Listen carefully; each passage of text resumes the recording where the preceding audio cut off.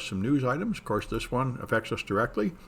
The union voted to approve the contract, so we'll get a pay cut that's not too large, maybe up to 11%, and they'll retain all the full-timers and a lot of the part-timers. So exactly how it affects our department immediately is not clear, but this will probably mean that the students will continue to have a similar experience next semester as they had this semester. And another thing that another one of these articles, not this one, made clear to me, which I have wondered for years, is it makes a very clear statement of who it is that's been destroying the college for the last 10 years, and they say it is Sacramento. They say the state government feels like we should not have branch campuses all over the city, and we should not teach adults. We should only teach 17-year-olds who want to transfer to four-year colleges, and that they think that would be a lot cheaper, and that's what we should be spending our money on, which is what I suspected. Somebody in the system is like 40 years out of date, and they think that you go to college until you're like 22, and then you know everything you'll ever need to know, and now you work in a job for the rest of your life, and as an adult, you don't need to go back to college and learn more, which is spectacularly out of touch with the modern world. And a lot of them have talked about retraining adults for better job skills, which is what we're doing. But apparently the state is not on board with that. And so now they're talking about San Francisco funding that directly. I would like to think that at least San Francisco can understand that adults need to learn modern skills like this, like web security and so on. Anyway, we'll see how that goes. But anyway, they managed to kick the can down the road for another year or so. And a lot of the information, a lot of the exciting news now is about ransomware, of course. Ransomware took down this giant oil pipeline that is freezing the distribution of oil on the East Coast for perhaps a whole week. And that might have huge effects by blocking supply chains and raising oil prices and stuff all over the place. So it's reminded people that ransomware is pretty awful, and I've wondered if there isn't something people can do about it. There are some recommendations, but they all boil down to basic network hygiene. However, here's one that the Center for Internet Security launched that is simple, and what it is essentially the same thing as a popular OpenDNS. Your local gas station is already out of gas. My goodness, okay. I heard that there's people are already hoarding the gas, and so hopefully they're going to fix it by Friday in the East Coast. Anyway, what these guys are going to do is for free, they're going to connect you to a service which is a proxy between your servers in the web, which blocks known malicious domains, which is what a lot of products do. And they say that would stop 85% of ransomware attacks because they come from known malicious servers. So that sounds like a simple thing you could do to improve your posture against ransomware. Here's Rob Graham, popular guy, security guy on Twitter, talks about this, and he just talks at DEF CON and stuff. And he says he wants you to block people being able to escalate privileges on your network. So that's an idea. He said if you give any pen tester, give them an account on one desktop and watch them get domain admin, there's a lot of ways they can do it, and then block how they do it. So anyway, that's another possibility. Get a pen tester to find your weaknesses and fix them. That's also an industry best practice. And here's another one. This guy talking about how they proposed long ago to fix this 25 years ago when a hacker shut down communications at an airport and didn't really get very far. So his suggestions remain the same.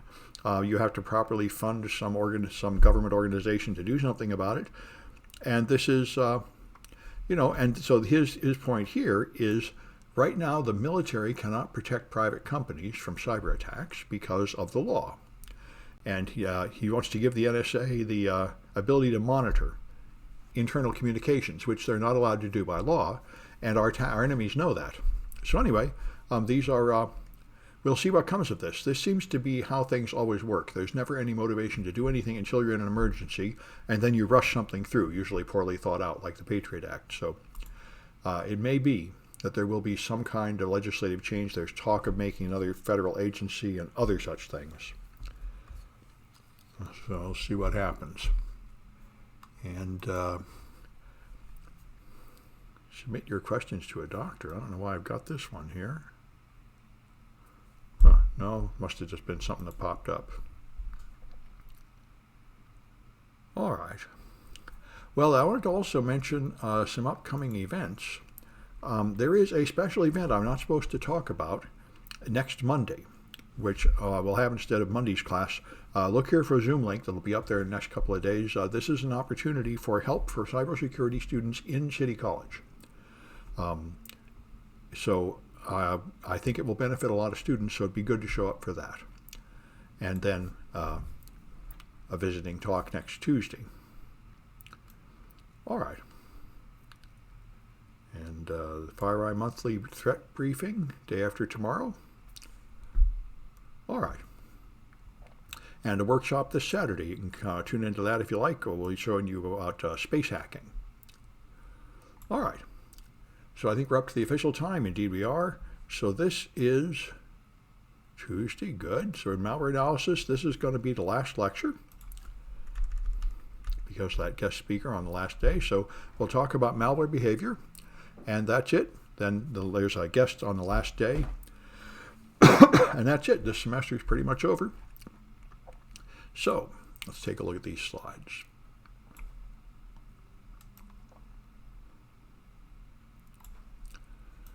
All right, so here's some types of malware that's out there. So downloaders are ones that you run, which then download something else and run it. This is the reason malware is staged is because you usually have a very limited amount of code you can inject with your first attack, and you have to then stage it and load more after that. So that's why you see these other programs. You rarely have a piece of malware that just comes down all at once. So this would use a Windows API like that, URL download to file, and then an exec. Then there's launchers. Launchers that sneak code onto the machine somehow and then execute it. So typically the point of these is you're trying to sneak in code without triggering antivirus. So you hide the malware somewhere else. And I wrote some of these in Python and showed that you can slip past antivirus with them using old techniques from textbooks. All right. And then there's backdoors. A backdoor is something that gives you persistent access to a machine, typically by launching some kind of listening socket. And therefore, if it's going to accept network traffic, which is the point of it, it has to somehow mix that in with regular traffic, so it'll try to look like DNS or HTTP or HTTPS or some other common thing. And then when you find network signatures, then it's, of course, very useful. You can watch the network traffic to the backdoor and find out how many of your machines are infected and in use. And this will then give it remote control of the machine, manipulate the registry, create directories, and so on. You almost never use a forward shell onto a target because the Windows firewall will block that. The Windows firewall in its default configuration will not let any unexpected incoming traffic through. You will only be able to see things you ask for. You can reach out and load a web page or anything, and it'll come there too. But if something from the outside tries to connect to you unexpectedly, it's blocked. So they typically use reverse shell, where a process on your machine will listen, and then it will make an outgoing connection, asking someone else to please send traffic in. And then it looks like you're just loading a web page or something. But in fact, it's commands coming in from the outside world, being executed locally, and the answers going back. But you make it look like the traffic has originated in the other direction to fool the firewall into letting it through. So if you want to make a executable that will do that, you'd create a process and then create a socket, and then tie the socket to standard input, output, and error. So create process running cmd.exe. This is one way to do it. You might make a socket with 2 pipes and 2 threads so you can have incoming and outgoing traffic, and you'll see these API calls for that. So remote administration tools, where you have one command and control server someplace, and they might go through intermediate servers, and then they have many, many bots, and they control all of them from one central place. So they can do something like organize a DDoS attack. So that's a botnet. And so a botnet is where you're controlling many hosts from one command and control server. A RAT, remote access Trojan, typically just has one machine attacked. And they often repurpose standard commercial products like TeamViewer that is used for legitimate purposes, but you can obviously include that code in a nasty piece of malware. Actually, then there's credential stealers. So one way to do it is catch keystrokes and wait for people to log in. That's one way. The other thing is to get the stored data.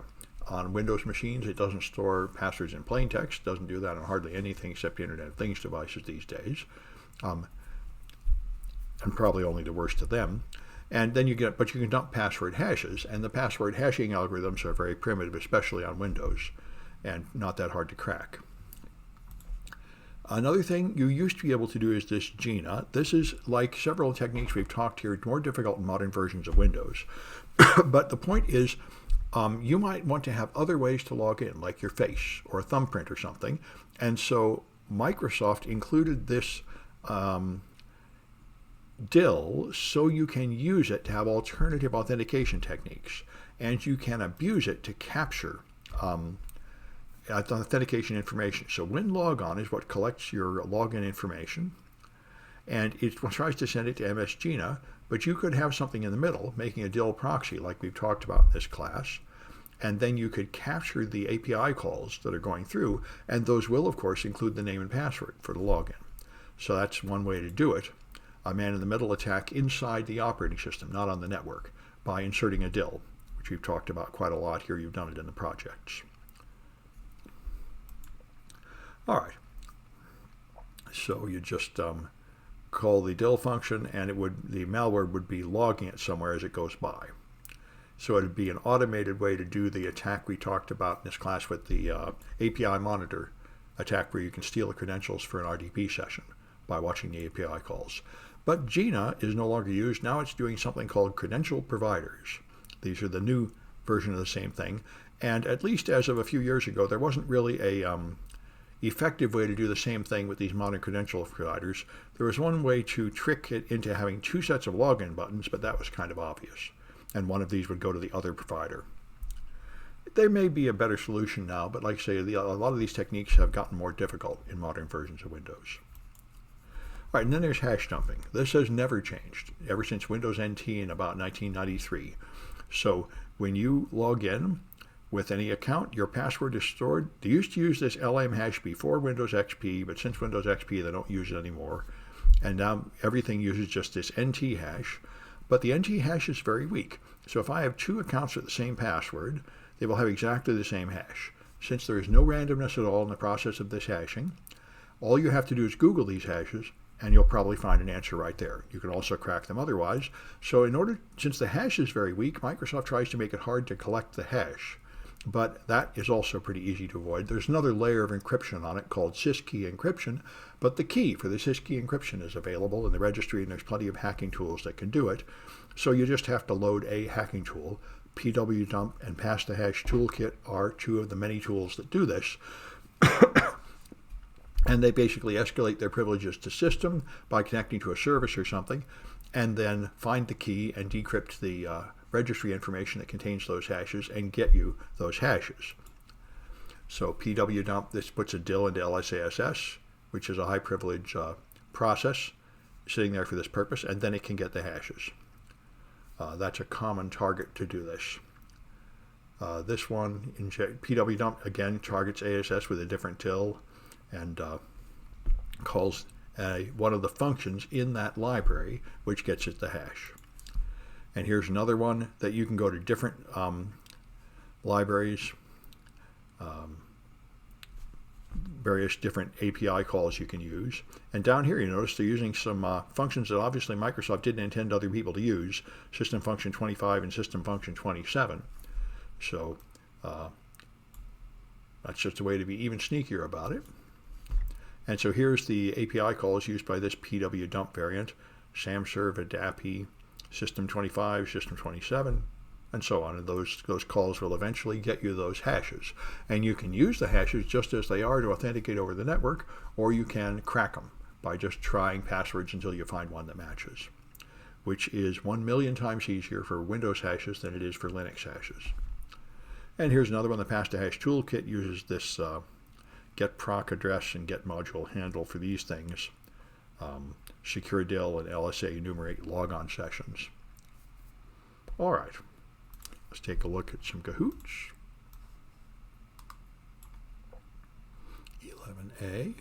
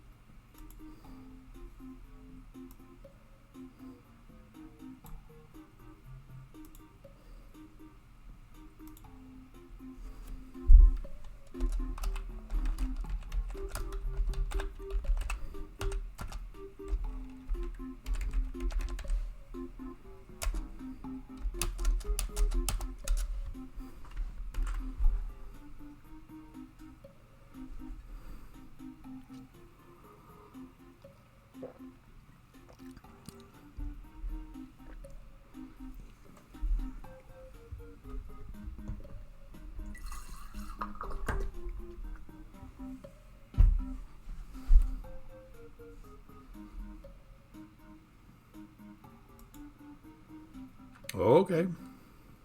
Well, maybe that's it.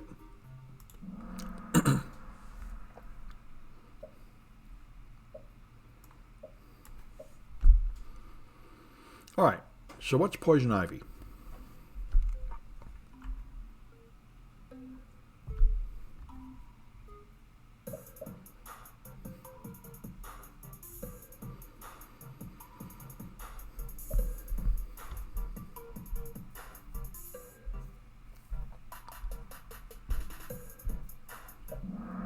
Okay, that's a remote access Trojan.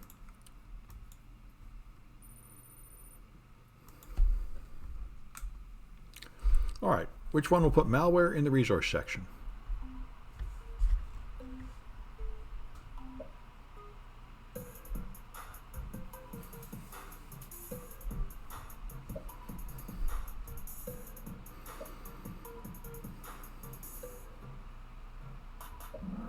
That's a launcher.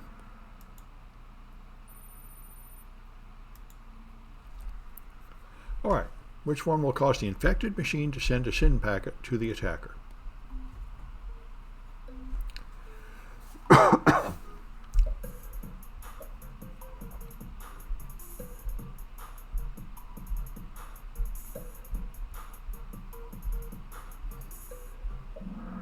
That's a reverse shell. All right.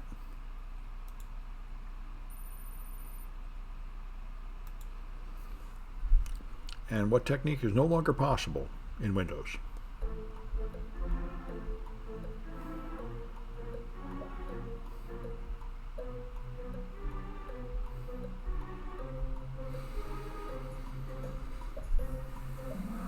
All right, get interception.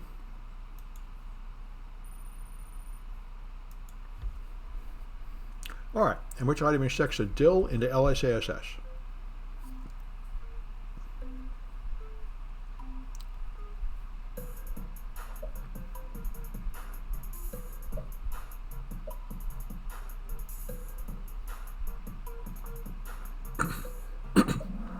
Okay, and two of them, both of these work that way.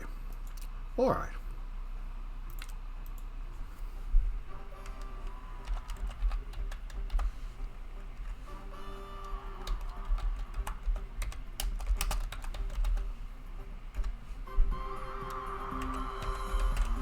All right.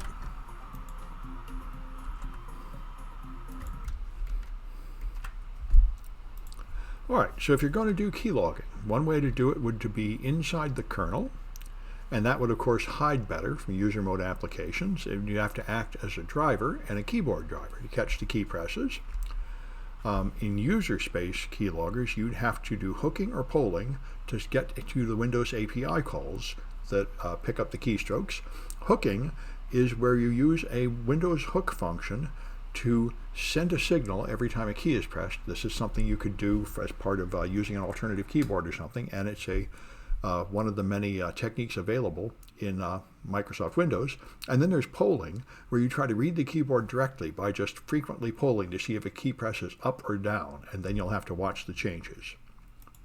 So in polling, you're getting asynchronous key straight and to see whether the key is up or down, and then you have to independently call something to find out which window is in the foreground, so you know which window they're trying to type into.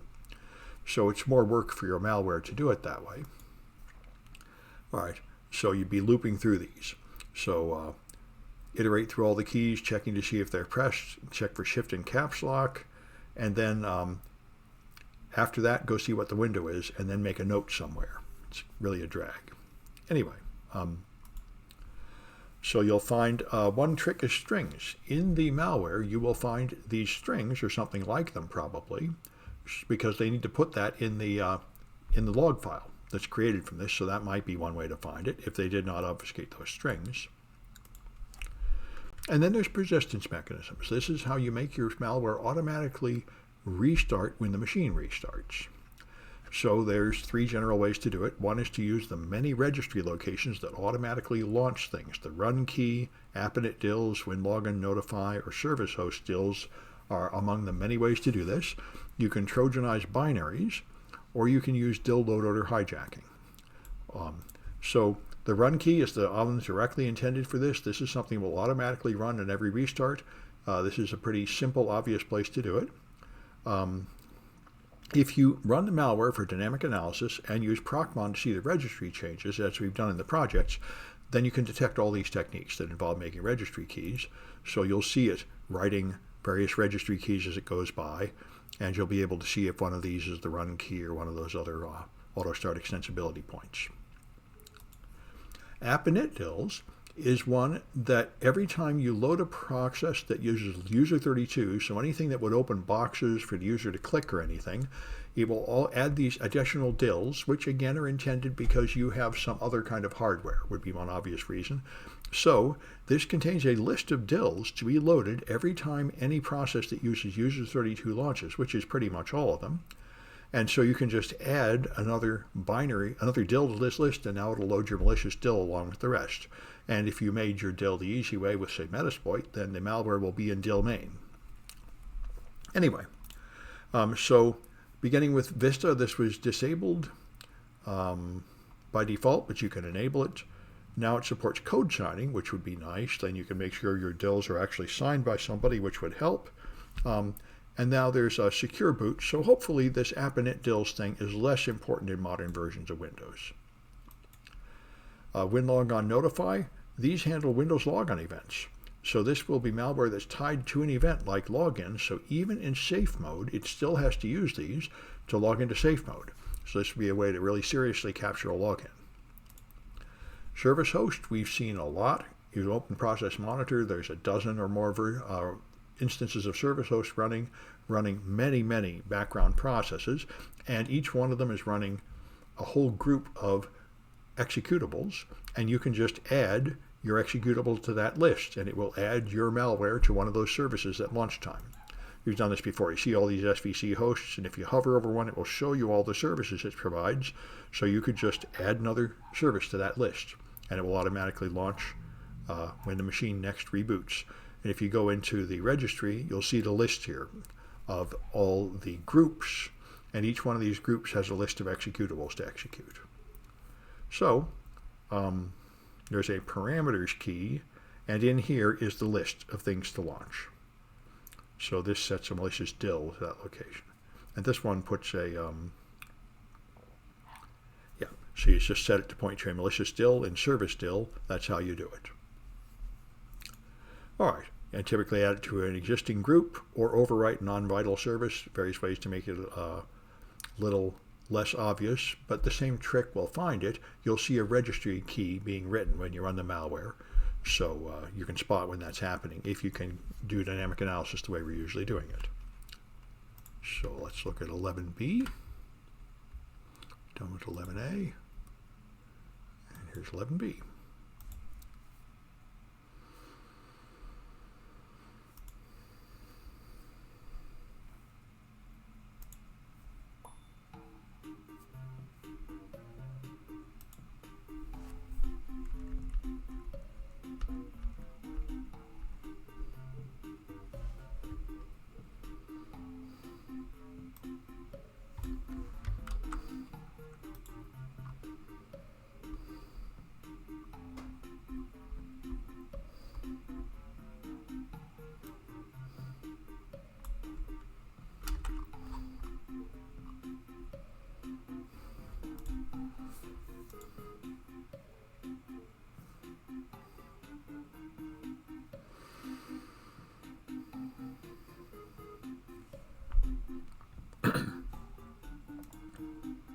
Well, I thought we had Abacus coming. Good.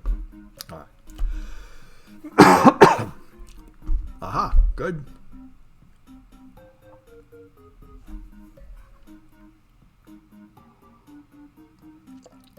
Oh my.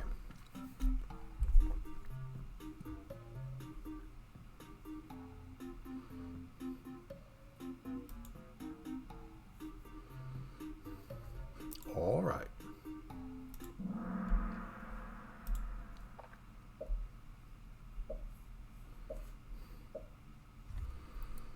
All right, so which one is a keyboard driver?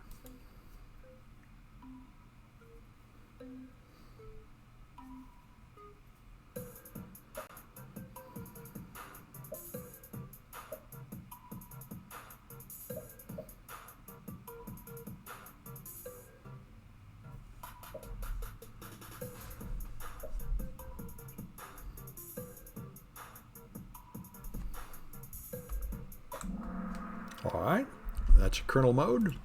That's where the drivers go.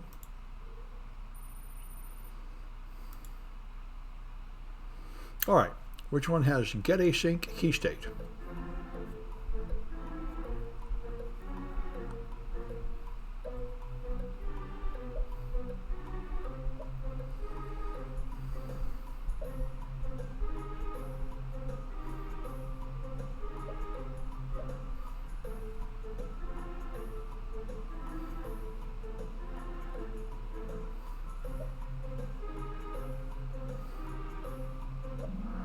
All right, that's a polling keylogger.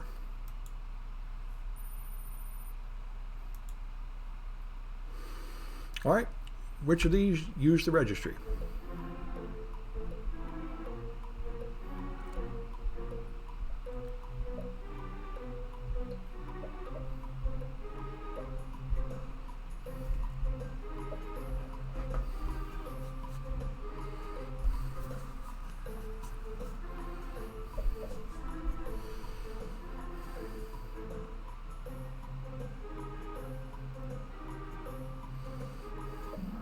They all do.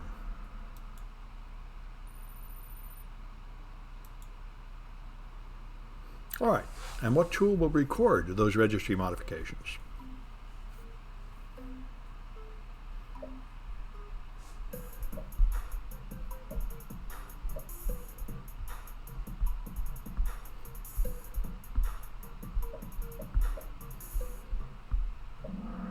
Okay, that's process monitor.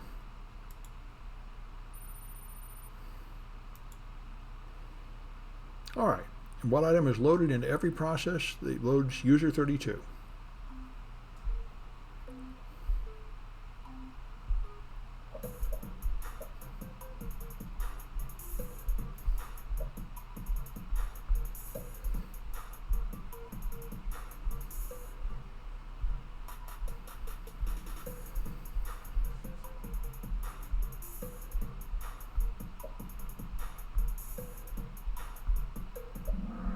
The app init dills. Those things are the apps.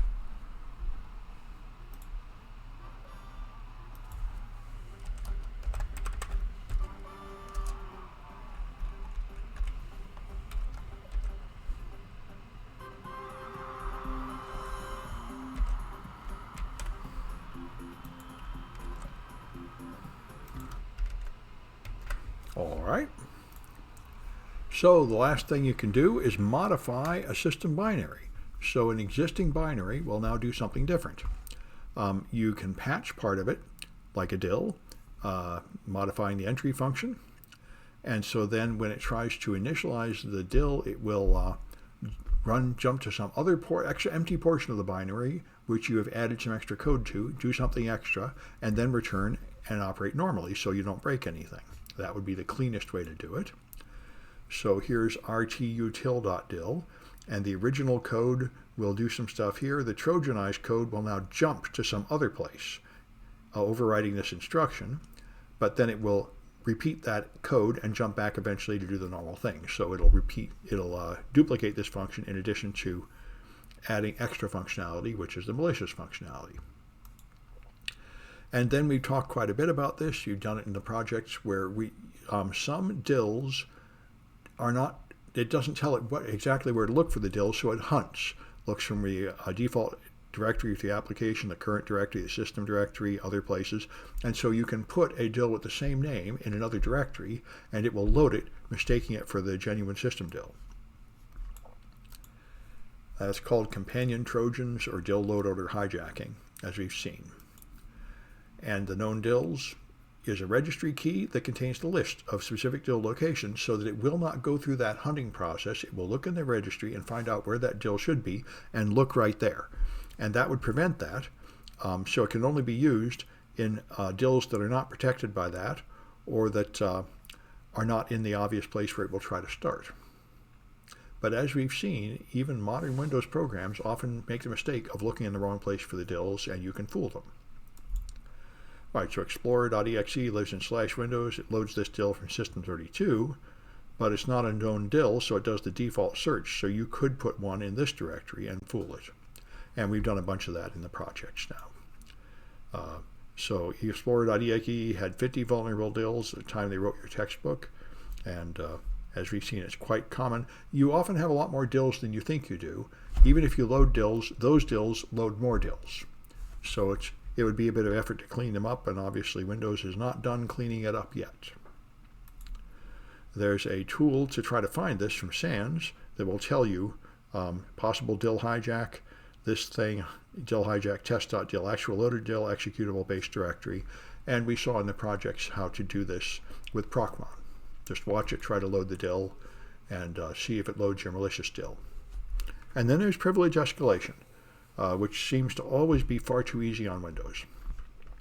Now, in the early days, Windows, everybody just ran as administrator all the time. So the only escalation above that is to system, and you can do that by documented ways if you're already administrator. So that was common, but Metasploit can escalate privileges even in modern versions of Windows, and Microsoft never seems to patch them enough to make a difference. You can do it by using DILs into services. That's one of many ways to do it. If you want to really do something nasty, like create a remote thread or something, you need system privileges, which are above the administrator. There's a debug privilege that will let you escalate to system privileges, for example, and the administrator has that privilege. So here's how malware would do it. You'd a token called token adjust privileges. This is the parameter. You get a token handle, then you open a process token, and then you look up a privilege value. So 1 obtains a token, and then I think there's more. Yeah, and 2 adjusts your token privileges to get higher privileges. So I mean, it is just something an administrator can do to escalate to system.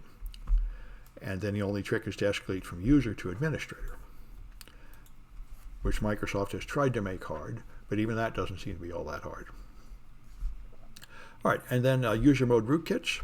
These hide files, network connections, and processes. They're not as powerful as kernel mode rootkits, but they're far more common, I think, in modern versions of Windows, which have made it very difficult to get into the kernel. And so you'll do it with things like import address table hooking. This is one way to do it. So you can modify a DIL in RAM so that the addresses in its import address table are modified. So the addresses should be these addresses here for create process, terminate process, and so on. And you just change one of them to a different number. So when they try to call terminate process, it instead goes here. All right.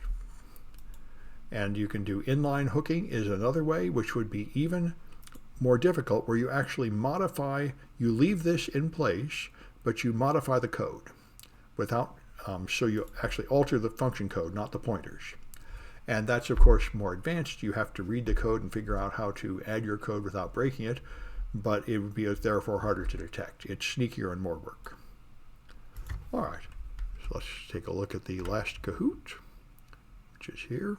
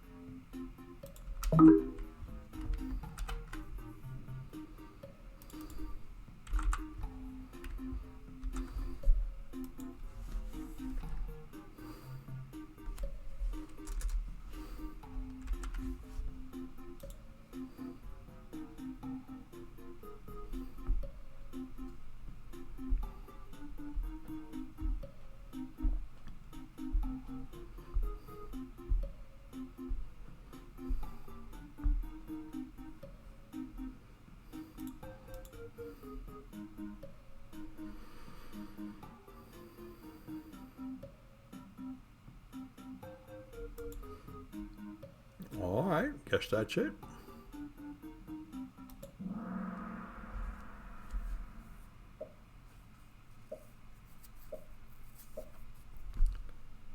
All right, so which one puts malware in an empty portion of a Windows component?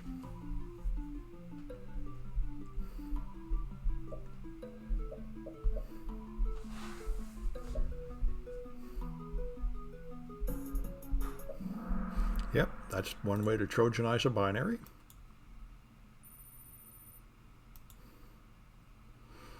All right, And what's the registry key to prevent load order hijacking?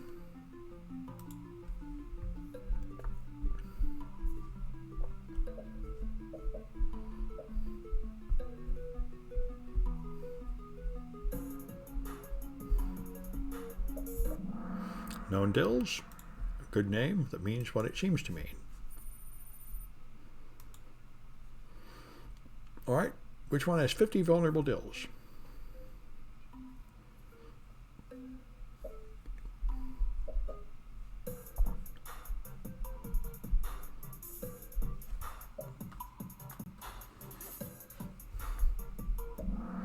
Explorer, the process that draws the start button.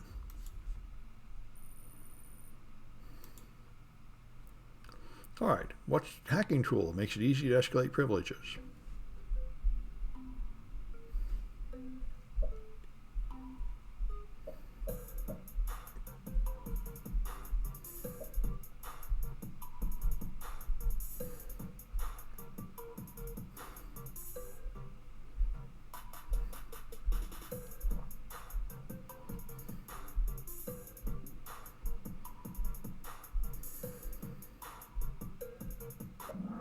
All right, that's Metasploit.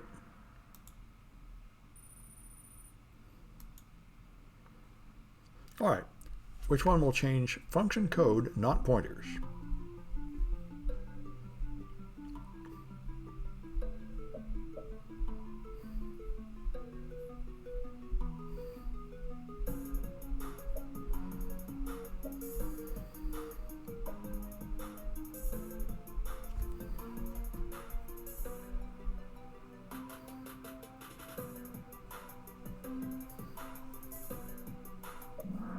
Yeah, that's called inline hooking.